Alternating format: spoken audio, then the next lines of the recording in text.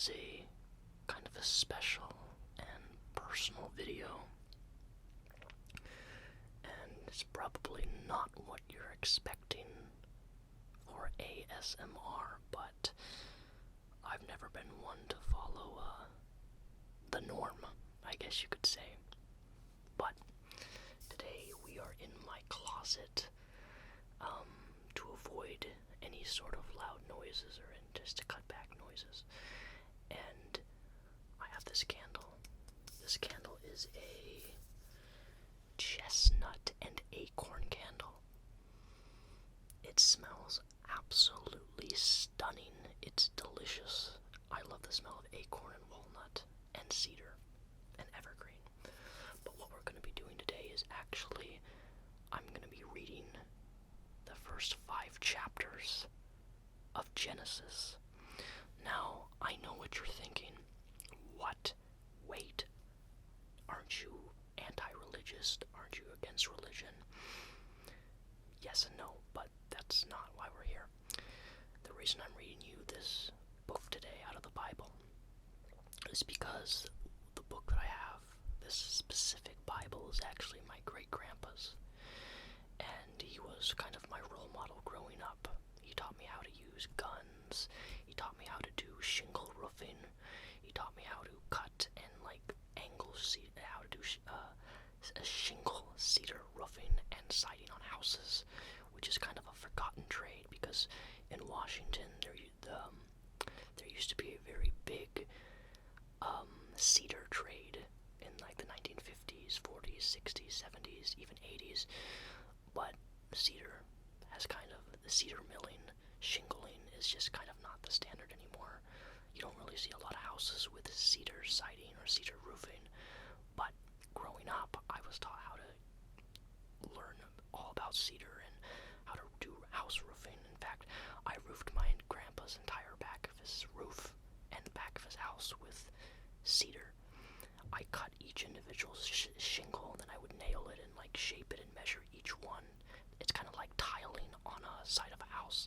Very unique thing. It's kind of forgotten art. But I have my great-grandpa's Bible, and I wanted to read it because it's something he meant a lot to me. It doesn't matter that he believed in God or was religious. It's not about that. This is his Bible, and it was given to him in the 80s, so it's quite old, and we're going to read the first 5 chapters of Genesis. So, hopefully you don't mind. Please don't fight or argue about religion in the comment section. That's not what this is about. I just want to read this because it's old. It's a very, very old book. So, I hope you guys enjoy.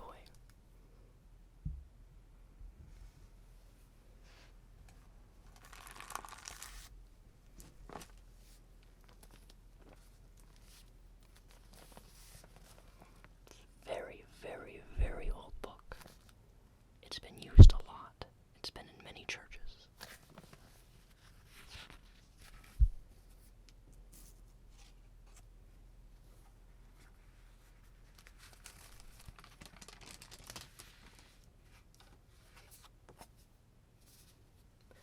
Okay, actually, I don't know who this is, but I'm going to show you a picture.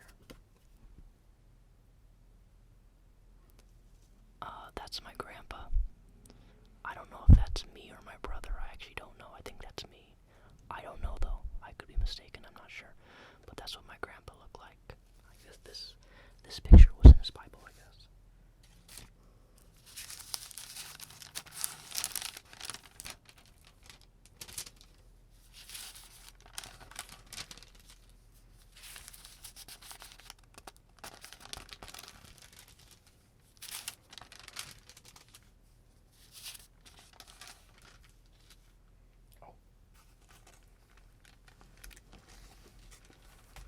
I almost forgot. I need my glasses.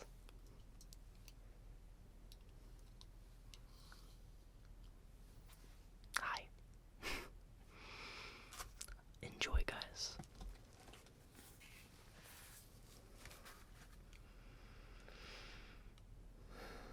Chapter 1, Genesis. In the beginning, God created the heavens heavens and the earth. And the earth was without form and void, and darkness was on the face of the deep. Deep, deep, deep, deep, deep, deep, deep, deep, deep, deep. And the Spirit of God was hovering over the face of waters. Then God said, "Let there be light." And there was light. And God saw that the light, that it was good. And God divided the light from the darkness. The darkness. The darkness. The darkness. The darkness. The darkness. The darkness. The darkness. God called the light day, and the darkness he called night. So there was evening, and there was morning, the first day. Then God said, "Let there be a firmament in the midst of waters, and let it divide the waters from the waters." I don't even really understand what that means. Thus God made a firmament and divided the waters which were under the firmament from the waters which were above the firmament, and it was so. By the way, this is the New King James Version, so it's kind of the old version of the Bible, so it's not really the updated version. So if the words sound weird that I'm reading, it's not that I can't read them, it's because this is how the New King James was actually written. Not very easy to understand personally. And God saw the firmament heaven, so the evening and the morning were the second day. Then God said, "Let the waters under the heavens be gathered together in one place, and let dry land appear."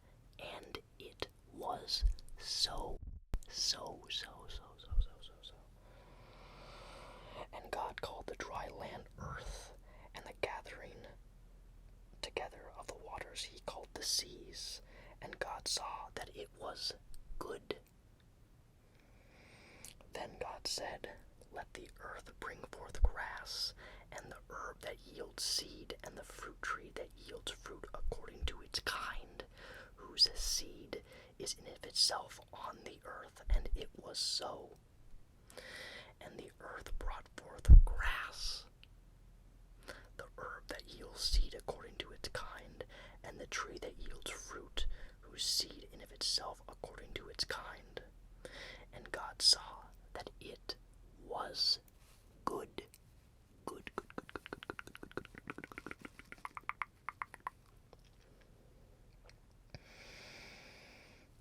So the evening and the morning were the third day. Then God said, "Let there be lights in the firmament of the heavens to divide the day from the night, and let them be for signs and seasons, and for days and years. And let them be for lights in the firmament of the heavens to give light on earth." And it was so.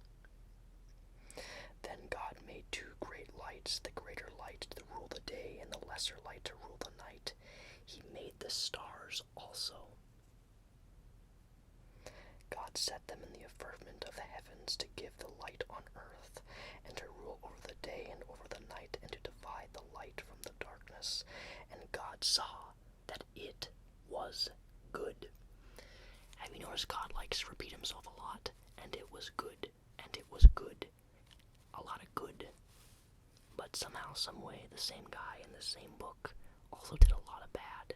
He was pretty mean and killed a lot of innocent people. But apparently, when he thinks something's good, it's gotta be good, right? No matter what. Because he's God, I guess. Something like that. So there was evening and morning the fourth day. And God said, the page is crunched up. I can't read it.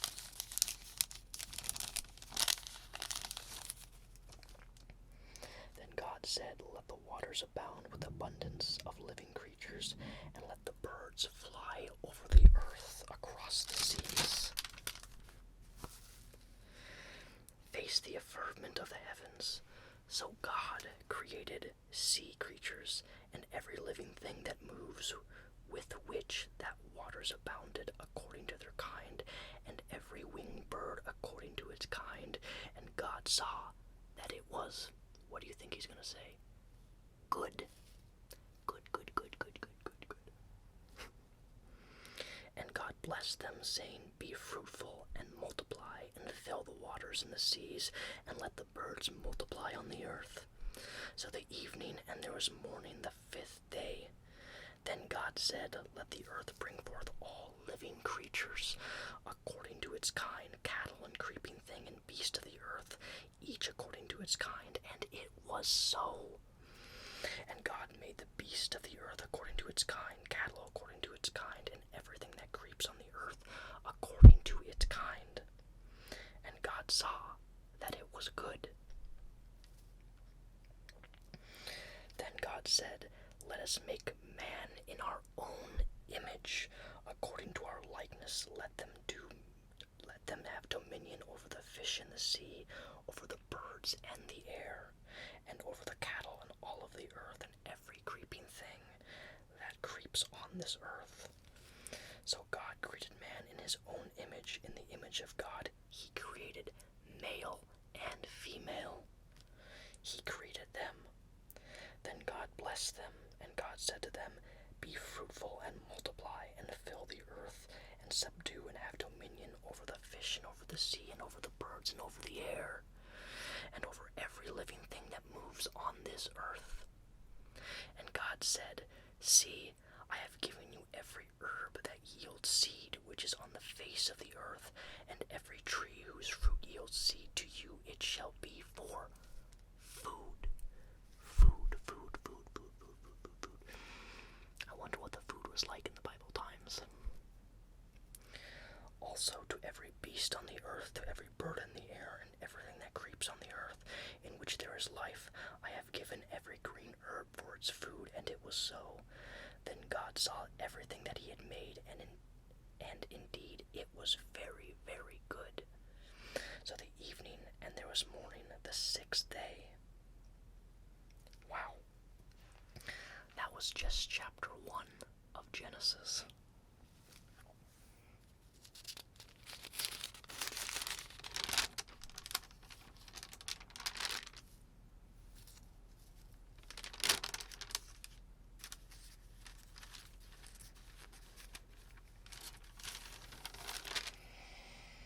Alright guys, are you ready for chapter 2? That was chapter 1. My back kind of hurts right now because I'm kind of having to bend over in my closet. It's not very comfortable.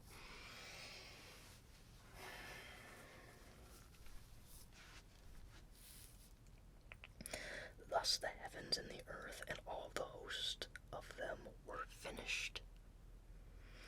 And on the 7th day God ended his work which he had done, and he rested on the 7th day from all of his work which he had done. Then God blessed the 7th day and sanctified it, because he rested from all of his work. Okay, just this is kind of my ASMR commentary, but if you can literally speak things into existence, why is the Bible being written like he did all this crazy stuff? Like, if you can just say something and it just appears, right? It just exists. If I say, I want a Big Mac, and a Big Mac just appears right in front of me, right? How hard of job was that for me to speak something into existence? That's the one thing I've nearly never understood about the Bible. And I'm not trying to argue or fight with anybody. I just find it really silly that, he's all powerful and he can speak things into existence, but the Bible describes it like, and the 7th day he had his day off. He needed to take a break from all of his hard work. It's not hard work to speak something into existence if you're all powerful. I don't know, just some food for thought.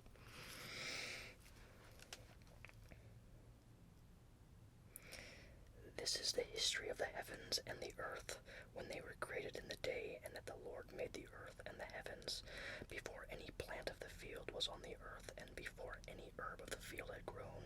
For the Lord God had not caused it to rain on earth, and there was no man till the ground, but a mist went up. Did you hear that? A mist went up, and earth and watered the whole face of the ground. dust of the ground, and breathed into his nostrils the breath of life, and man became a human being. The Lord God planted a garden eastward of Eden, and there he put a man whom he had formed. And out of the ground the Lord made every tree grow that is pleasant to the sight, of good for food, and the tree of life was also in the midst of the garden, and the tree of knowledge of good and evil.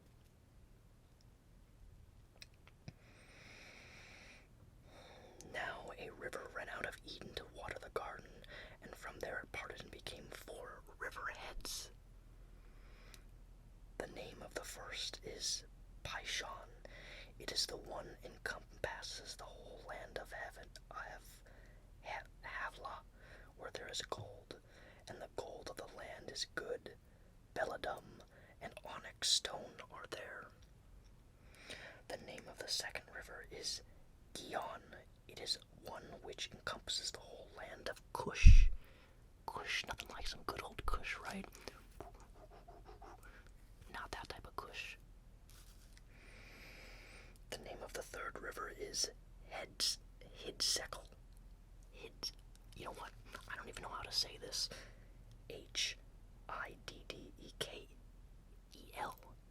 Hiddekel. Heggikel. I don't know. I have no idea how to say that. It is the one which goes towards the east of Assyria, and the fourth river is that of Euphrates. I don't know how to say that either. Then the Lord took the man and put him in the Garden of Eden to tend and to keep it. And the Lord commanded man, saying, of every tree in the garden you may freely eat. You can eat of every tree except this one. But the tree of the knowledge of good and evil you shall not eat, for in a day that you eat of it you shall surely die. And the Lord God said, it was not good the man should be alone. I make him a helper comparable to him. And out of the ground the Lord God formed every beast of the field and every bird of the air, and brought them to Adam to see what it would call them. And whatever Adam called each living creature, that was its name. So Adam gave names to all the cattle, to the birds in the air, and every beast of the field. But for Adam there was not found a helper comparable to him. And the Lord God caused a deep sleep to fall upon Adam, and he slept. And he took one of his ribs and closed it up in the flesh in place. Then the rib in which the Lord God had taken from man he made into a woman, and he brought her to the man. And Adam said, this is now the bone of my bones and the flesh of my flesh. She shall be called woman, because she was taken out of a man. Therefore a man shall leave his father and join his mother and be joined to his wife, and they shall become one flesh. And they both were naked, and the man and his wife, and they were not ashamed.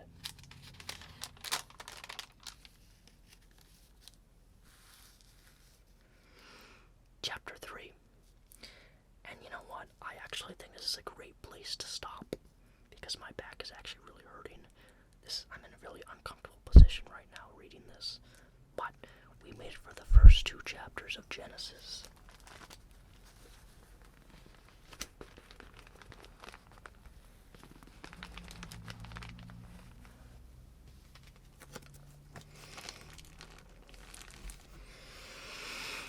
Anyways, guys, I hope you enjoyed this video. If this was comforting, if this was relaxing to you, let me know down below in the comment section. Please make sure, if you like this video, to subscribe. But most of all, let me know if this brought you comfort. If it did, maybe I'll continue with the next 2 chapters of Genesis, and every week I'll post a video reading 2 chapters of the Bible, just like this. What do you guys say? I don't know, I think it could be fun. You know, in actuality, I've never read the entire Bible through the King James Version. I had an NIV Bible growing up, because for those of you who don't know, there's different versions of the Bible with different interpretations, and they're really different on how they read. And the New King easy to read out, as you saw. Like, I'm struggling to read it because it's just really the way words are set up and the way they talk in the Bible is just very strange. But regardless of that fact, I hope this video served you well, and I hope you guys have a fantastic rest of your week. Thank you so much for watching, and have a great rest of your day, guys.